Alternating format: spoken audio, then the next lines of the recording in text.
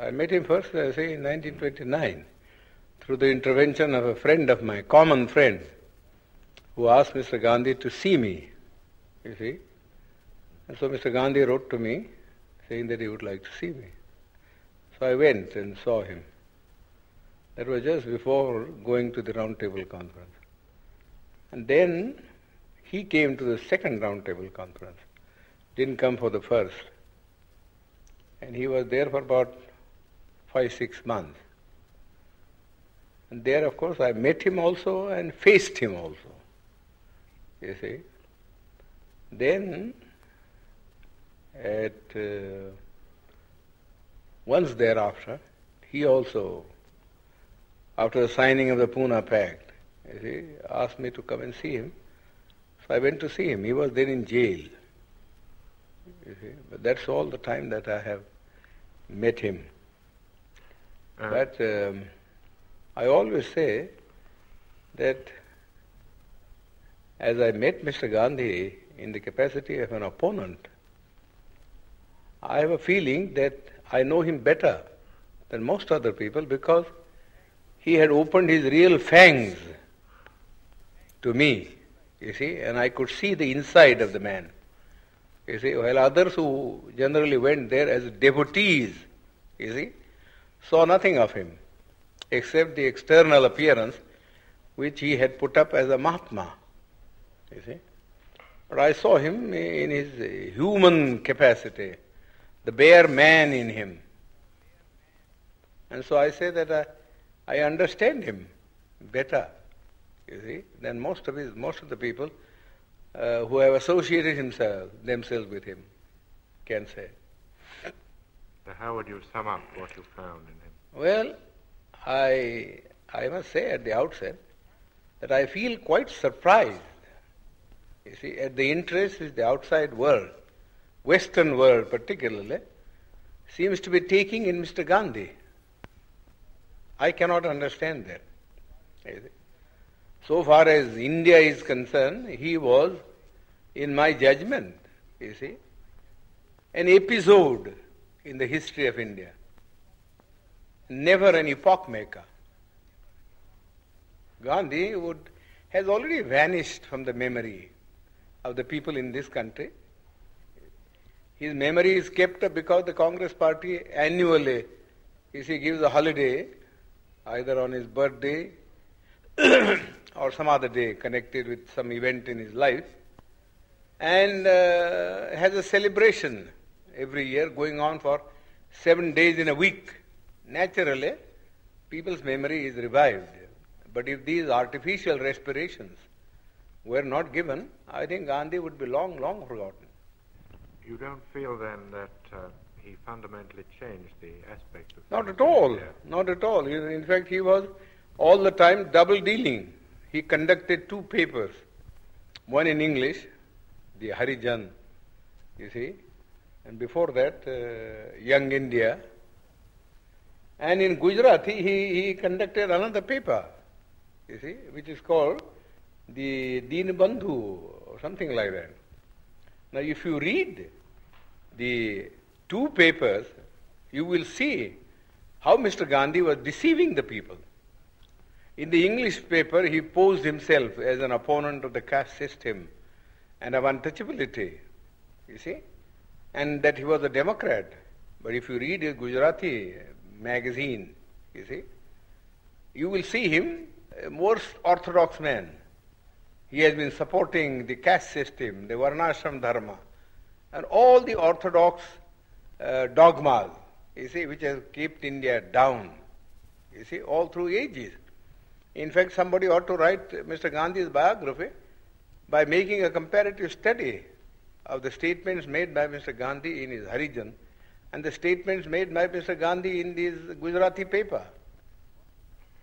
There are 7 volumes of it. You see?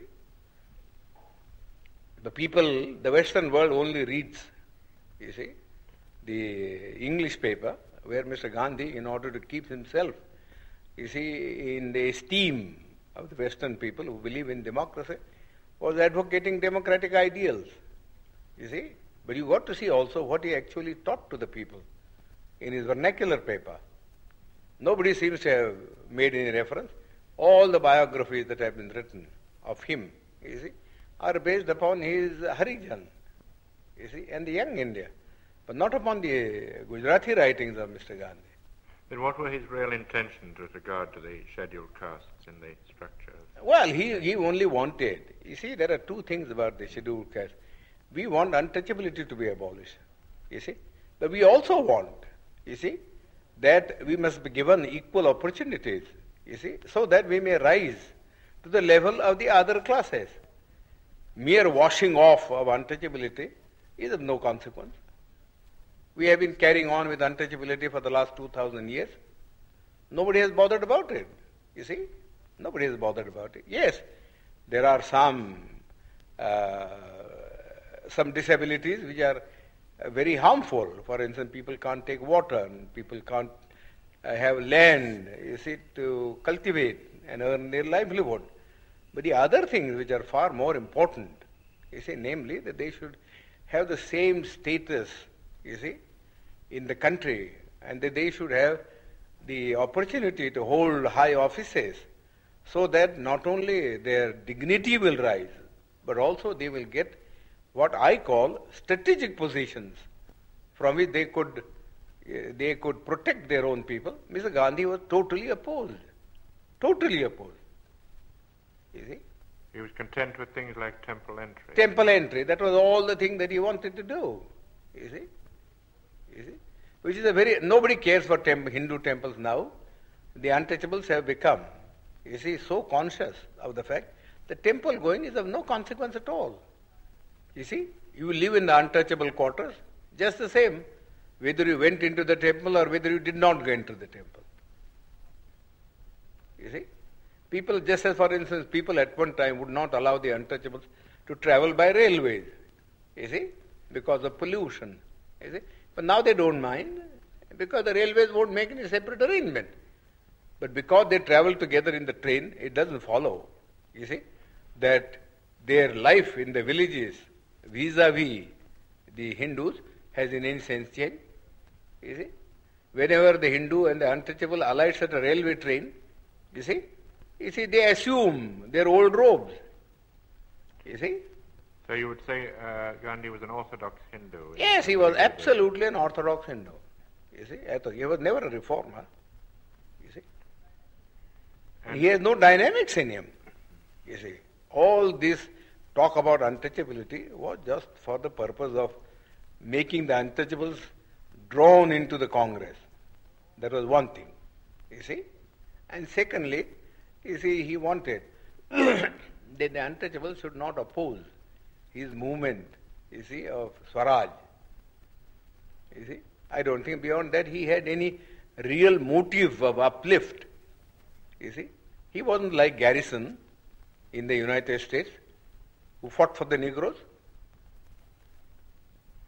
And then do you think that political independence would have come without Gandhi? Oh yes, I am sure about it. It might have been in slow degrees, but I personally myself think that if Swaraj had come in slow degrees in India, it would have profited the people better. You see, for each community or each group, you see, which is suffering from many of these disabilities, you see, would have been able to consolidate itself at each stage of the transfer of power from the British. You see, today the whole thing came as a flood. You see, people were unprepared. And I always think that the Labour Party has been the most stupid party in England. Or was it Gandhi who was too impatient, or the Congress Party? Was he? No, personally, I do not know how suddenly Mr. Attlee agreed, you see, to give independence. That's a matter of secret which Mr. Attlee one day, I think, will disclose in his autobiography, how he came to do that, you see, because nobody ever expected. You see, such a sudden change of front. Nobody ever expected.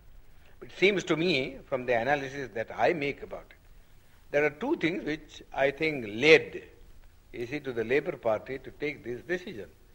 One is the national army that was raised by Subhash Chandra Bose. The British had been ruling this country in the firm belief that whatever may happen, you see, in this country, and whatever the politician may do, you see, they will never be able, you see, to change the loyalty of the soldier. That was the one prop on which they were carrying on their administration. Now that thing was completely dashed to pieces, you see, when they found that even the soldier was being seduced, you see, and to form a party or a battalion to blow off the British. Then I think the British came to the conclusion that if they were to rule India, the only basis on which they could rule was the maintenance of the British Army, going back to the year 1857, when the Indian soldier rebelled against the East India Company. And they found that it would never be possible for the British to supply India with enough European troops, you see, to keep their hold on it.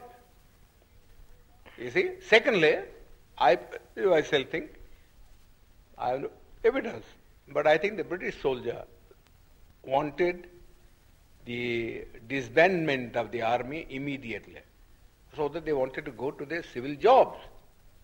You see, you know how much indignation there was at this gradual disbandment of the army, because those who were not disbanded felt that those who were disbanded were going to take their jobs. What's going to happen to them? You see? Therefore, they could not, you see, think of having enough of a British army to keep India down. You see? And besides, they had thought, I think, thirdly, that after all, what they gained from India was commerce, and not so much the civil servant salary or the army income.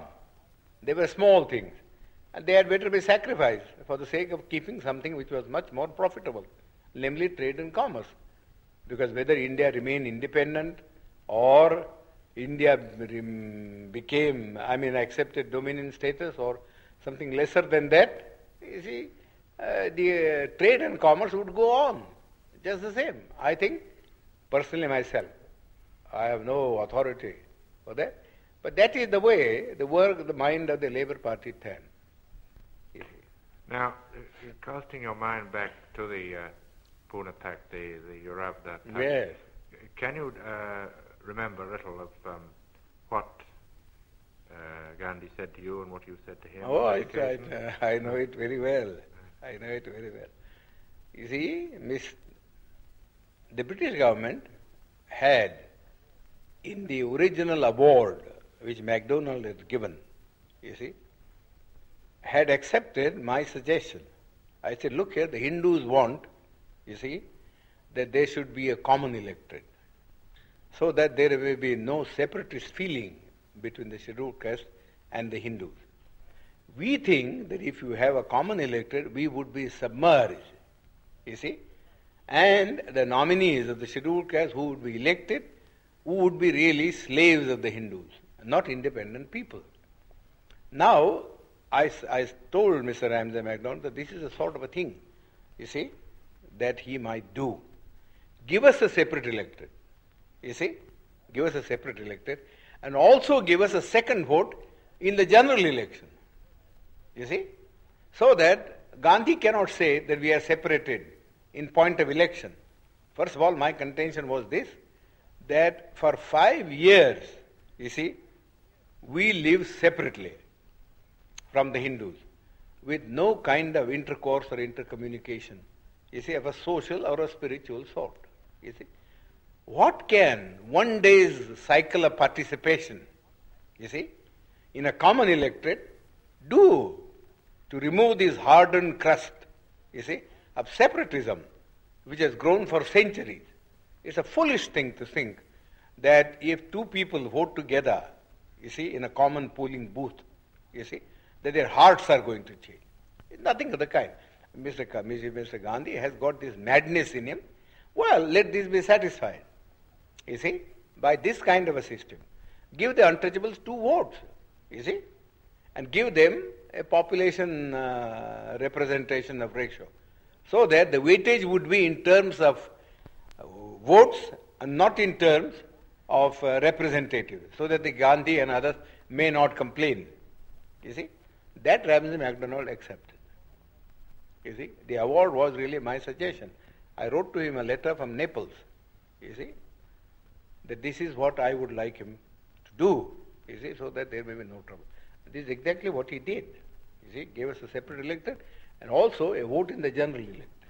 You see, but Gandhi didn't want that we should send our two representatives. You see, therefore he didn't want the separate elected part of the award, and went on fast. You see, went on fast. Then they all came to me. They said, well, the British government said, if he agrees, you see, to abandon the award, then we have no objection. You see, but we can't abandon the award ourselves. We have given the award, we have taken all things into consideration, and we think this is the basis. You ought to read Ramsay MacDonald's letter. It's a very clear statement that we haven't done anything to aggravate the separation. You see, in fact, we are trying to bridge it up by bringing the two sections together in a common electoral roll. But Gandhi's object was that we should not get, you see, free, independent representation. Therefore, in the first place, he said, no representation ought to be given to us. That's how his stand in the Round Table Conference. You see, he said, I recognize only three communities. You see, namely, Hindus, you see, Muslims and Sikhs. These are the only three communities that will have a political recognition, you see, in the Constitution, you see.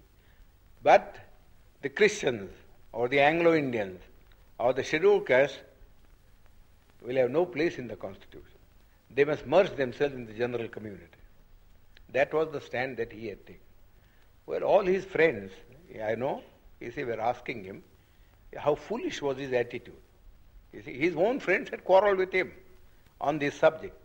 That if you are prepared to give, you see, special representation to the Sikhs and special representation to the Muslims, who are 1,000 times superior in strength, you see, and political and economic stamina, how can you deny it, you see, to the scheduled caste or to the Christian? You see, he always used to say, oh, you don't understand our problem. You see, that's all he was saying. Alexander even, who was a great friend of his, had a serious quarrel with him, as he told me. Then that French woman, who was his disciple, I forget her name now, you see, she also had a great quarrel with him. That we don't understand this attitude. Either you say, we won't give anything to anybody. Let there be just a common role. You see, then we can understand that that's a democratic thing.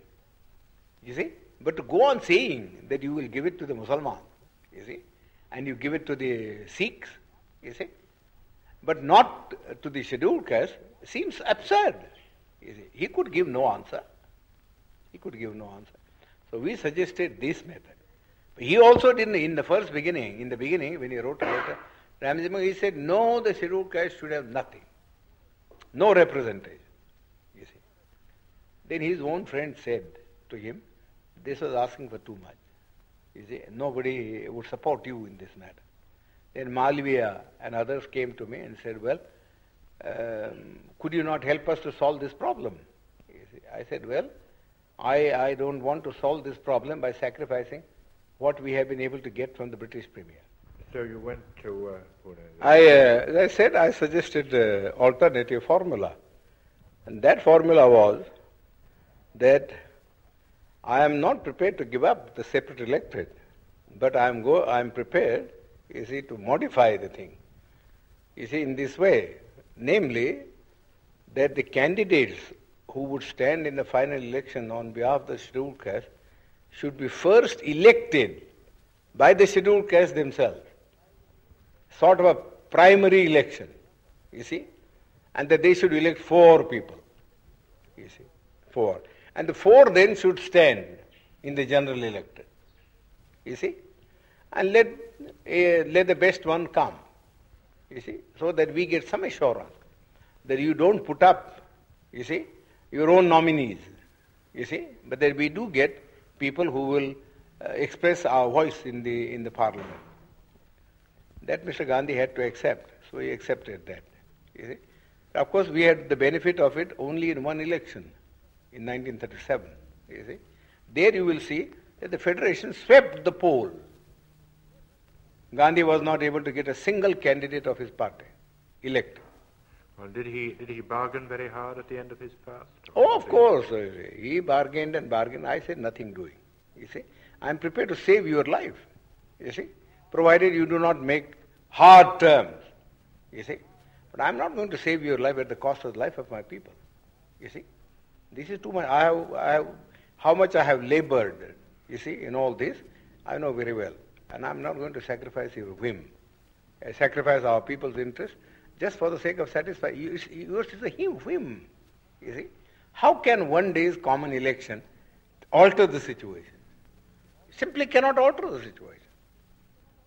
So what did he say to that? He couldn't say anything. You see, he couldn't say anything. He was very much afraid, you see, that the scheduled caste would be a sort of as independent a body as the Sikhs and the Muslims were. And that the Hindus would be left alone to fight a battle against the combination of these three sections. That was what was at the back of his mind. And he didn't want the Hindus to be left without any allies. So really he worked entirely as a politician. As a politician. He was never a Mahatma, and I refuse to call him Mahatma. You see, I've never in my life called him Mahatma. He doesn't deserve that title. Not even from the point of view of his morality. You see?